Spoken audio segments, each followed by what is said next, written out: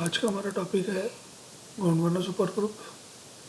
गोंडवाना जो है वो नाम मध्य प्रदेश में गोंड जाति जो पाई जाती है उसके ऊपर रखा हुआ है गोंडवाना एंड सुपर ग्रुप, क्योंकि ये बहुत बड़ा एरिया में फैला हुआ है, बहुत सारी इसमें क्लासिफिकेशन हैं, इसलिए हम इसको सुपर ग्रुप की श्रेणी में रखते हैं। और ये इंडियन सब कॉन्टिनेंट का सबसे important classification year of units होती हैं, क्योंकि इस समय बहुत ज़्यादा सरफेस के ऊपर वेरिएशंस थे। पूरे वर्ल्ड में जो था ग्लेशियल पीरियड रहा है, सबसे ज़्यादा प्लांट्स इस समय पाए जाते थे, तो सारे जो कोल्ड डिपॉजिट्स हैं वो आपको गोंडवाना में मिलते हैं। इसके अंदर हम पढ़ेंगे introduction, the distribution of the Gondwanas and lithology, what are the topography, मतलब क्या क्या रॉक यूनिट्स उसमें मिली, and what is the stratigraphic classification of that, सबसे important economic significance of this. Introduction. Gondwana. The term Gondwana was coined by the H.B. Medlicott in 1872. It was derived from the kingdom of the Gonds, a great and ancient tribes who still inhabit in the central provinces, that is Madhya Pradesh. जैसा मैंने बताया मध्य प्रदेश की tribe जाति है, उसके ऊपर इसका नाम रखा गया है।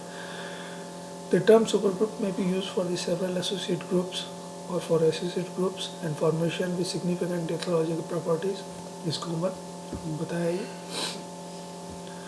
ये इम्पोर्टेंट चीज़ है कि ये जो गोंडवाना है ये इसलिए इम्पोर्टेंट है क्योंकि ये जो आपका पोर्शन है इंडिया का, जहाँ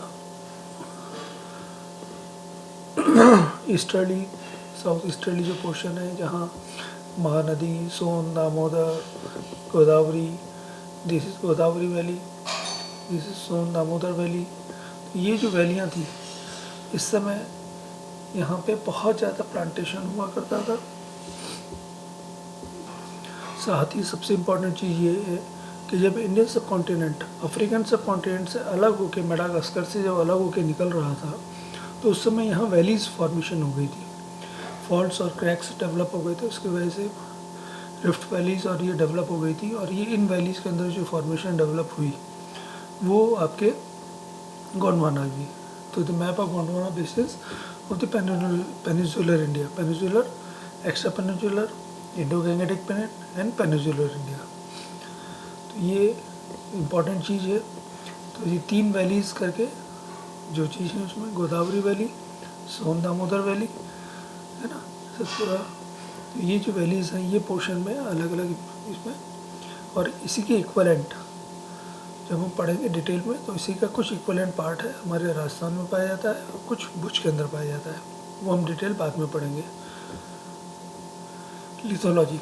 the Gondwana supergroup is made up of 6 to 7 kilometre thick succession of mainly fluviatile and lacustrine deposits. Fluviatile means जो नदी से बनते हैं, जो डिपॉजिट्स नदी के अंदर पाए जाते हैं और नदी के द्वारा कैरी किए मटेरियल से बनते हैं, वो कहलाता है fluviatile. And lacustrine means lake. जैसे मैंने बताया कि ये वैलीज पोर्शन थे, तो यहाँ बहुत बड़ी बड़ी लेक्स रही हैं और कंटिन्यूस रिफ्ट वैलीज थी। तो जैसे जैसे इसमें डिपॉजिट होते थे, रिवर से भी आता था और लेक जो बनी हुई थी उनके अंदर जो आके डिपॉजिट होते थे वो धीरे धीरे दबते रहते थे। And it's complete 6 to 7 kilometre thick succession पाया जाता है यहाँ पे। However A glacial deposit occur at the base and the intercalations of the fossiliferous marine beds occur both in the lower and upper part of the succession.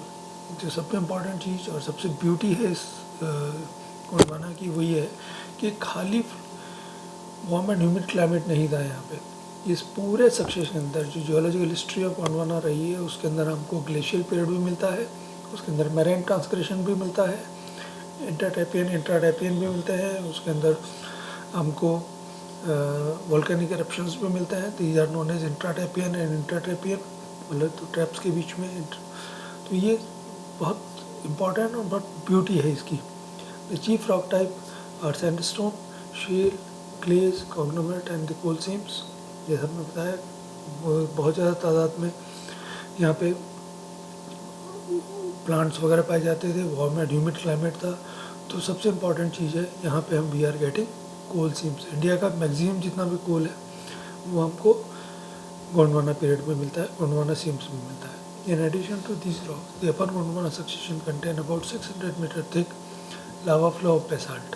जैसा हमने अभी पहले बताया कि इसके अंदर बहुत ब्यूटी क्या है, हर तरह की रॉक्स मिल रही हैं, आपको ट्रैप्स भी मिल रही हैं. मतलब जब ये इंडिया का पोर्शन साउथ अफ्रीका मेडागास्कर से अलग होकर आ रहा था तो उसमें फॉल्ट्स डेवलप हुए और उन फॉल्ट्स के थ्रू बेसोल्टिक लावा जो है वो निकल के आया और वो जो सेडिमेंट्री रॉक्स थे सक्सेशन जो थे उसके ऊपर डिपॉजिट हो गया. दैन फिर नीचे लेक बनी, फिर उसके ऊपर अगेन सक्सेशन लेकोस्ट्राइन या फ्लूविटाइल डिपॉजिट होना शुरू हुआ. तो ये ऑल्टरेशन इस तरह से हम उसको कहते हैं intertrappean and infratrappean beds. Now topography. The rocks of Gondwana are found occupying basin-shaped depression in the older formation, and such depressions sometimes, though not always, nor even generally, correspond to the existing river valley. The Gondwana beds were originally deposited on an uneven surface. Stratigraphic classification. A major part of the Gondwana sediments are confined to the three tracts, which include Koil Damodar, Son Mahanadi and Pranhita Godavari basins. हमने बताया कि 3 basins अलग अलग तरह के हैं. 3 basins बने थे उस समय. मैप में हमने देखा था Koel Damodar valley, Son Mahanadi valley and Godavari basin. The Gondwana supergroup is divided into 2 major divisions based on their lithological and petrological evidence. Important क्या है, हमने बताया लिथोलॉजिकल फ्लूवियल भी है, लेकोस्ट्राइन भी है, आपके बेसोल्टिक लावा फ्लोज भी हैं. तो लिथोलॉजी बहुत इम्पॉर्टेंट है. फिर हमने बताया कि यहाँ हमें फ्रेश वाटर भी मिल रहा है, मरीन वाटर भी मिल रहा है. तो उसकी वजह से जो फॉसिल्स डेवलप हुए प्लस प्लांट्स बहुत सारे मिल रहे हैं. तो पैलेंटो बॉटनिकल जो प्लांट्स थे वो बहुत इम्पॉर्टेंट है इसमें. तो ये इनके बेसिस पे हमने जो स्ट्रेटिग्राफिक क्लासिफिकेशन किया वो इस तरह से किया है कि either 2-fold क्लासिफिकेशन और 3-fold क्लासिफिकेशन. ब्लैंकफोर्ड ने इसको 2 भागों में डिवाइड किया, lower and upper. Blanford divided into lower and upper Gondwana characterized by the Glossopteris and Ptilophyllum. What are these Glossopteris and Ptilophyllum? They are the plants. Glossopteris जो है वो बिट्रिप पाई जाती है इसमें. दे आर द लीव्स जो हमको मिलता है. They are the index fossil, बहुत इंपॉर्टेंट इंडेक्स फॉसिल है Glossopteris. And the Ptilophyllum are the rhizomes of the vertebraria is the rhizome. Ptilophyllum is again plant. By Hucks, who identify a mixed flora called Dichloridium in between the Glossopteris and Ptilophyllum, उसके basis पे इन्होंने 3 में divide किया. ये इसका 2-fold classification है.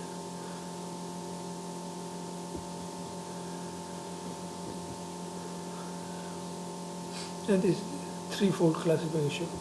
जहाँ जहाँ हमको टिलोफाइलम फ्लोरा मिल रहा है उसके हिसाब से नीचे गैंगनोप्टेरिस या गैंगनोप्टेरिस और ग्लासोप्टेरिस में अंतर क्या है. गैंगनोप्टेरिस में मिड्रिप नहीं पाई जाती, ग्लासोप्टेरिस में मिड्रिप पाई जाती है. कार्टिक्लोफोरियम फ्लोरा यहाँ पे हमको बीच में मिल रहा है जिसको हमने 3-fold क्लासिफिकेशन में इसको हमने डिवाइड किया. अदरवाइज ये 2-fold classification lower Gondwana and upper Gondwana. तो इसमें तालचीर, दामोदा, पंचायत, महादेवी है ना, इस तरह से इसके नाम होंगे और ये इसके डिटेल्स होंगे. Talchir formation. First formation is Talchir formation. This formation rests unconformably over the basement of either Archean gneiss and schist or Proterozoic age. मतलब जो Proterozoic age या Archean age की gneiss थी वो बिल्कुल हो रही. जब मैंने बताया कि इंडिया का पार्ट आपका अलग हो रहा था अफ्रीकन कॉन्टिनेंट मेडागास्कर से, तो उस समय ये पोर्शन ऊपर अपलिफ्ट हो गया और रिफ्ट बन गई. तो वैली से पोर्शन बना और यहाँ रिवर आने लगी. तो उसके बाद में इस एज में आके पर्मोकार्बोनिक एज में आके ये बनने लगे पर्मियन एज में. तो ये अनकन्फर्मिटी हो गई. मतलब आर्कियन से लेके अब तक इसमें कोई सक्सेशन नहीं था. फिर ये अपलिफ्ट हो गया तो अभी ये अनकन्फर्मिटी बन गई. तो नीचे जो बेसमेंट है इसका वो या तो आर्कियन नाइसिस है सिस्ट है, प्रोटोजोगेज की। Now the lower most part is boulder bed, क्योंकि जब भी हम बनेंगे पहले जब शुरू हुआ तो बड़े बड़े बोल्डर्स वगैरह आना शुरू होते हैं, तो टिलाइट्स है। What are the type? They are the glacial deposits. Rhythmic, खारी ग्रीन निडल शेल, जो ग्रीन शेल जो बनेगी वो भी आपकी खाकी ग्रीन निडल शेल जो होती है वो आपके ग्लेशियल डिपॉजिट्स में बनती है, विच इंडिकेट्स कि यहाँ उस समय ग्लेशियर पीरियड भी रहा है। Light green sandstone and contribute this formation. Presence of a few plant fossil of seed of ferns, Gangamopteris, Cyclopteridis and Glossopteris indica. ये जो ग्लॉसोप्टेरिस इंडिका है ये सिर्फ हमारे इंडिया में पाया जाता है, इसलिए हमने इसको ग्लॉसोप्टेरिस इंडिका नाम दिया। तो हम करारबारी फॉर्मेशन नेक्स्ट, तालचीर से ऊपर जब है ऊपर सक्सेशन, नेक्स्ट सक्सेशन करारबारी फॉर्मेशन। इसमें आपको क्या क्या मिलता है? कॉन्ग्लोमरेट मिलता है, पेबल बेड्स मिलता है, coarse to very coarse grain pebbly sandstone मिलता है, सिल्ट स्टोन मिलता है, shale and thin streaks and bands of the coal are present. यहाँ पे आपको कोल भी आपको मिलेगा। Contents of coal seam in a few basins and the plant fossil Gondwanidium बरिएडा biozone is considered as a characteristic of the formation. ये जो formation है इसमें सबसे इम्पोर्टेंट जो है वो आपके ये फॉसिल है गोंडवानिडियम बरिएडा। Next is Barakar formation. ये पूरा 250 मीटर थिक बराकार फॉर्मेशन है। The China clay deposits of the formation are often of the economic significant। यहाँ पे आपके क्ले डिपॉजिट्स जो है बराकार के वो बहुत इंपॉर्टेंट है। Now the barren measure formation, barren measure उसको कहते हैं जहाँ हमको कोई भी कोल सीम हमको नहीं मिल रही है। It is represented by alternative unit of the cross bedded ferruginous sandstone, micaceous siltstone and ferruginous shales. The latter rock unit is called iron stone shale in the Raniganj coalfield. ये जो फेरुजीनियस शेल्स हैं, ये जब रानीगंज में हमको मिल रही है उनको हम वहाँ पे कहते हैं आयरन स्टोन शेल्स। फेरुजीनियस मतलब फेरस आयरन है ना, वहाँ पे उनको हमने नाम दिया iron stone shales. Now next one is Raniganj formation consist of sandstone shale and coal seams. यहाँ पे हमको sandstone shale coal seam alternate उसमें मिलते हैं। मतलब एक बार आपके बारिश का सीजन बहुत तेज़ पानी आया तो कोर्स ग्रेन हो गया, फिर धीरे धीरे फाइन ग्रेन होगा, फिर देन क्लाइमेट कंडीशन चेंज हुई तो वो जो पेड़ पौधे आए थे वो आपके कोल सीम में कन्वर्ट हो गए। The sandstone being fine grain than those in Barakar. यहाँ जो सैंडस्टोन हमको मिल रहा है वो बराकार फॉर्मेशन से थोड़ा सा फाइन ग्रेन है। Valuable coal seams in the strata only in the Raniganj. जो पूरा कोल सीम गोंडवाना में पड़ते हैं वो सबसे इम्पॉर्टेंट है रानीगंज एरिया के अंदर। Panchet formation, the formation comprises of greenish buff and brownish sandstone and shales in the lower part, and greyish micaceous and feldspathic sandstone and shales in the upper part.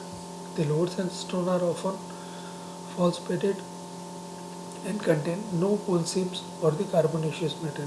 पंचत में हमारे कोई कार्बोनेशियस मैटर या कोल सीम नहीं पाए जाते हैं। देन सुप्रा पंचत या Mahadeva formation भी इसको कहते हैं। Maximum development of supra Panchet is found in the Bokaro basin where it contains a thickness of 600 meter in the Luga hill section. लूगा हिल जो एक एरिया का नाम है, वहाँ पे हम उसको लूगा हिल सेक्शन बोलते हैं। Ferruginous sandstone conglomerate pebble beds and the red clay are prominent rock unit in this formation. Now the Satpura basin. The Satpura basin is spindle shaped with a length to breadth ratio 4:1. The entire area is about 1200 square kilometer. It constitutes of sandstone, coal, carbonaceous clay, shell, etc.